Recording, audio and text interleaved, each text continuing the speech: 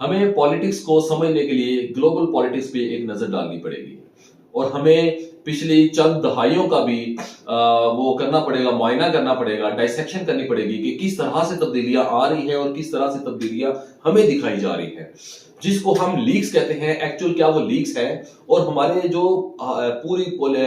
Global leadership के अंदर जितने डिसीजन लिए जाते हैं क्या वो उनके अपने डिसीजन हैं। अगर आप गौर करें लीक्स को तो पनामा लीक से मामला शुरू होता है, फिर दुबई लीक्स आते हैं, विकी लीक्स आती हैं एंड देन एप्स्टीन ईमेल्स आ रही हैं।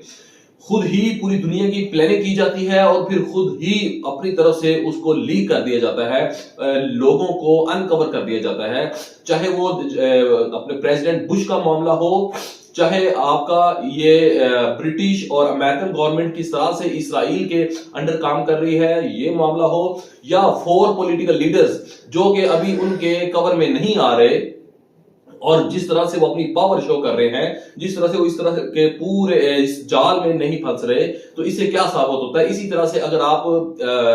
बिल गेट्स को ले लें तो चाहे वो कोविड-19 प्लान किया गया हो और प्लानिंग के तहत लाया गया हो या इससे पहले वाला स्मॉल पॉक्स, तो जितनी भी पेंडेमिक्स है हर 10 साल बाद एक पेंडेमिक आ रही है, हर 2.5 से 3 साल बाद एक लीक जो है वो किसी ना किसी सूरत में सामने आ जाती है और ये बताया जाता है कि देखो जी ये भी हो गया वो भी हो गया। ऐसा कुछ नहीं है। ऐसा हमेशा तब होता है जब आपका ध्यान, आपकी नजर किसी और तरफ डालनी हो, आपको किसी और मशगले में मसरूफ करना हो और पीछे से कोई उससे भी बड़ा काम करने जा रहे हो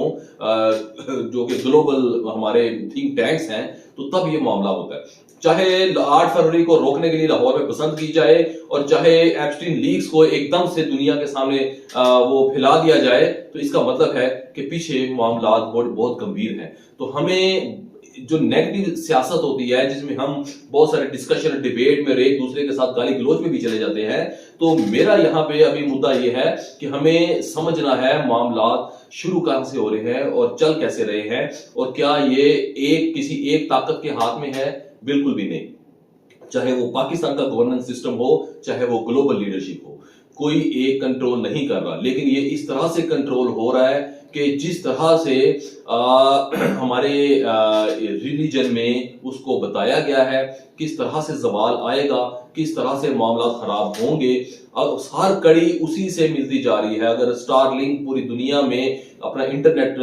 वो तकसीम कर रहा है और फैला रहा है और एट द एंड वो एक ही पॉइंट से एक ही लम्हे में पूरी दुनिया के साथ कनेक्ट हो जाएगा, तो ये अलामात कहाँ जा रही हैं, ये सारी चीजें हमें कहाँ लेके जा रही हैं। तो हमें गौर फिक्र करना है। हमने फौरी तौर पे जज्बात में नहीं आना, एक दूसरे से नहीं भिड़ना, हमने चीजों को शऊरी तौर पे समझ के आगे लेके जाना है और कम से कम अपनी तरक्की को, अपनी एनर्जी को इन नेगेटिविटीज की वजह से जाया नहीं करना। तो इसलिए आप भी इसमें जो आपको चीजें समझ आती हैं आप भी करें और